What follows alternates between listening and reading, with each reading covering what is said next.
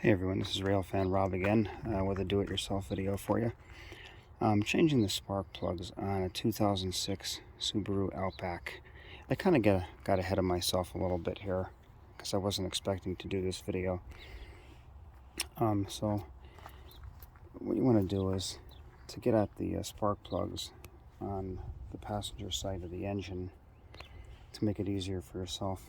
You're going to take off this air duct that goes to the air cleaner.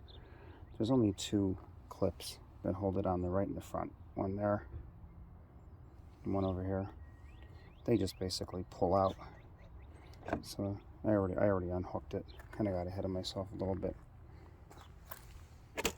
Pull that out, set it aside, and unhook your ductwork from the air cleaner housing, and unplug your sensor here, and pull that out.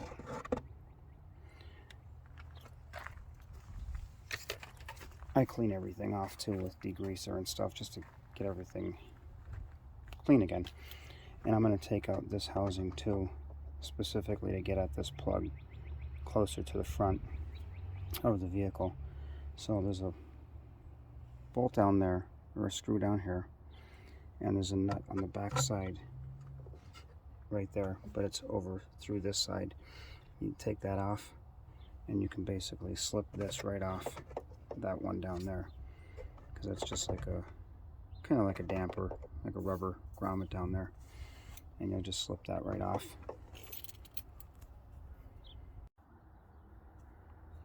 Alright, so I was wrong about the housing. That bolt that's down further, you do have to take it out. When you do, you lift it up out of here, your air cleaner housing. I didn't expect this thing. I don't know what on earth that is hanging off the bottom of the air cleaner housing. Seems like you only see goofy things like this on foreign cars. But now that that's out of the way, you can get at your two plugs that are right there. One there and one behind it. You can get at them a little bit easier. So that should allow you to have better access. And while you have these out, these things, you know, spray them with degreaser, clean them up a little bit, and check your air filter while you have it apart. I know this one needs an air filter. It's pretty dirty. This is a 2.5 non-turbo engine, by the way. By the way, I did figure out what this is. This tank that hangs down off the air cleaner housing is more than likely a water catch, because there is a hole here, and then there's a drain hole in the bottom of this. So more than likely that's like a water catch, or maybe other bigger debris to fall into. So that's all that is. Alright, so when you're ready, just grab the boot right here. I already have this broke free, so just pull it out like that. It's a pretty long boot on these because the plug sits way back inside. So I'll just pull that out of there and replace the wires one at a time. That way you don't get messed up there. And just follow it up. There's wire number 1 on top. So I'll replace that one first, and then I'll proceed on. Make sure you check the spark plug gap. Some plugs come gapped, some don't. Make sure you check those, the gap on them. Alright, and when replacing the wires, just take one wire off at a time and measure it with the new wire that came in your set. So that's the first wire that I took out on the bottom, and that's the matching one on top.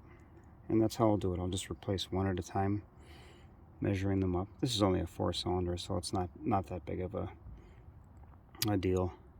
Not many plugs or wires here. By the way, I'm replacing these wires because in this car I had a spark plug shoot out of the cylinder. I don't know if the last person that did a tune-up on it didn't tighten them or whatever, but I also found that the wires are bad too. This wire had to be temporarily taped because the boot was so cracked, and you can see it was burning through right there. Once it burned through that tape, it started misfiring again. So these boots were pretty cracked, as you can see.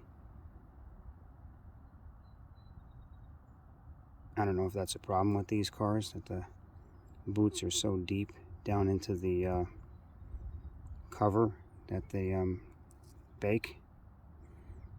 Not really sure.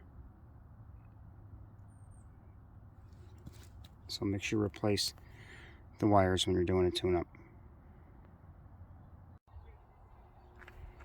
Alright, before putting in your new wire, make sure you put the electric grease or silicone on the length of the boot to protect it. I put some on the ceramic part of the spark plug. Gap your plug from 39 to 43 with your spark plug gapper, which is right here. Make sure you gap them, because they don't always, even if they say they come gapped, a lot of times they don't. Your spark plug socket size is going to be 5/8. You'll need an extension to get in there because the plugs sit back in. I just wanted to show you how bad the spark plugs are on this car. I don't know if you can see that, but the gap. Look at the size of the gap. The gap is burned to almost 80, which is well beyond spec for this car. So these spark plugs are shot. That's actually the spark plug that blew out of the cylinder. So I'm hoping the cylinder is not stripped, but it seemed like it was in there pretty snug since it was put back in. Another tip for you, when you're putting the plugs back in, use a locking extension, because the regular extension will pull right off the socket, leaving your socket deep within the spark plug hole. So use a locking extension like that.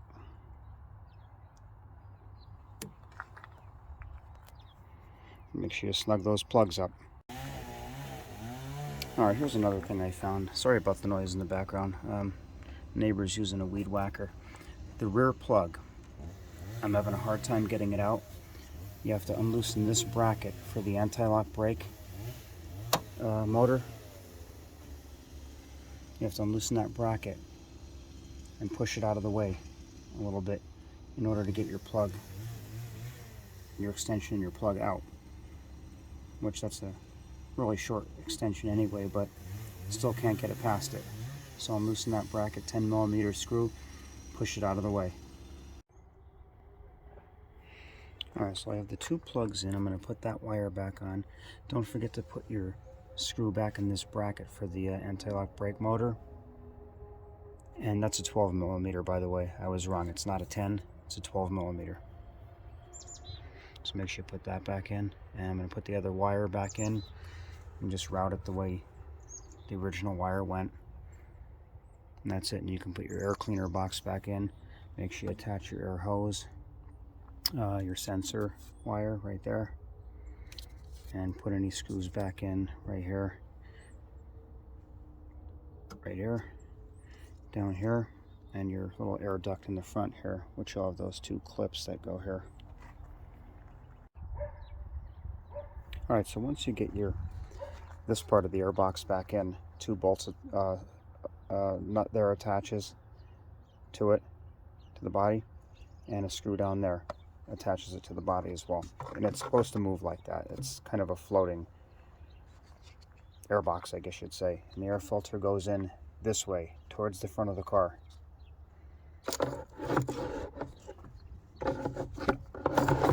Make sure your wires are out of the way. And you'll put your lid on and slide the lid down in there. And make sure you attach your air hose and your sensor. Now, again, I'm going to re-emphasize this again.